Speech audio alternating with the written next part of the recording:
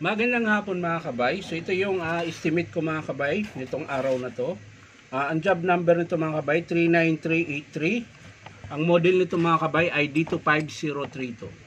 So ito mga kabay gumagana, kaso lang puro na lang siya drill. Ayan. Puro drill or hammer. I-testing natin. Ayan, gumagana siya. So naka-drill po yan. Lipat natin sa hammer. Ganun pa rin po. Hindi na po siya nag-hammer. Puro na lang siya drill. So titingnan natin mga kabay. So sa andar okay naman. Hindi naman siya masiklab. So dito lang po talaga. Tapos ito po. Lakas na po ng palag ng spindle. So titingnan natin mga kabay. Kakalasin natin.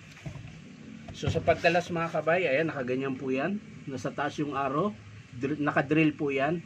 Pag kinalas nyo yan, kailangan nyo ikutin papunta doon. Gamit lang kayo ng plies. Ipitin nyo lang mga kabay, tapos ikot nyo. Ayan, nakaganyan na siya mga kabay. So matatanggal na po yan siya mga kabay pag nakaganon na po yung arrow.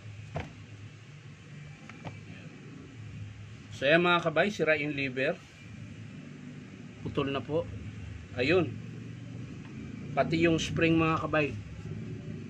Ayan. Tingnan nyo po yung spring. Ayan, yan. Ito po yung spring. So bumaluktot na po yung spring. Hindi po kasi nakapasok maigi yung kanyang pin. Ayan. Papakita ko sa inyo mga kabay. So pwede nating unatin yun mga kabay para malaman natin kung may hammer siya o wala. So kung maunat pa natin yun mga kabay, yung spring niya, hindi muna tayo magpapalit ng spring. So ang papalitan lang natin yung kanyang spindle, tsaka o-ring, yan, tsaka yung lever. So titingnan natin kung maunat pa natin.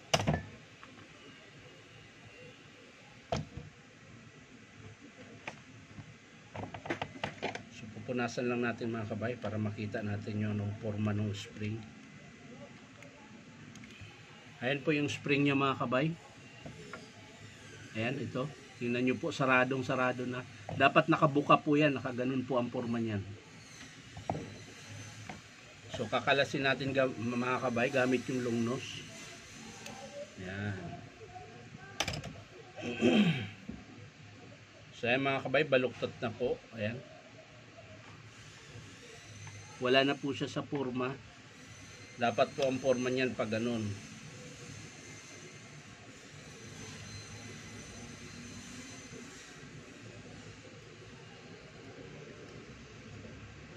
So natin. Ayan. Ayan po. Pero may tama na po siya. Kaya kailangan ko na rin siyang palitan. Pero ibabalik natin. Para matesting natin mga kabay kung okay pa yung hammer niya. Ayan, kung mapapansin nyo mga kabay, ayan, tingnan nyo po yung spring.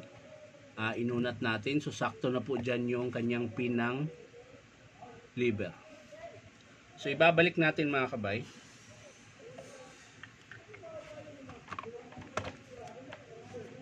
Ayan.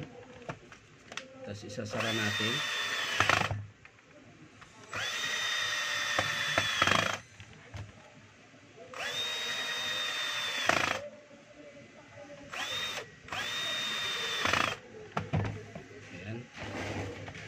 Tapos kailangan nasa gitna siya mga kabay. Ayan. 'Di ba po wala po sa gitna yung spring, so igigitna natin. Papaandarin niyo lang. Saka niyo i-select. Ayan. Kailangan gitnang-gitna siya. Ayan. Katulad niyan po, ayan. Dapat ganun yung forma ng spring bago niyo ipasok yung lever. Ayan. So ipapasok na natin mga kabay.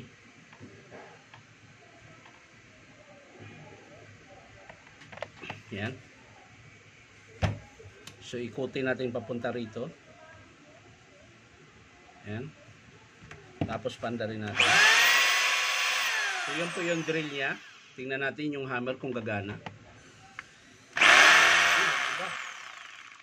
So, titesting na lang natin kung malakas yung kanyang hammer.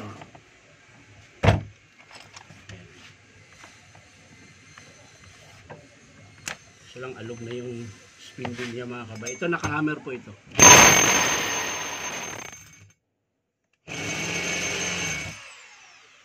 So ang lakas pa po ng hammer niya mga kabay. Doon lang po sa spring kaya ayaw gumana kanina. So ang papalitan natin dito mga kabay, yung spring, yung inunat ko, tapos yung lever, yung o-ring, di muna tayo magpalit, malakas pa yung hammer niya. Yung spindle lang ang papalitan natin dahil malakas na po yung palag ng bala pag kinabit nyo. Yan.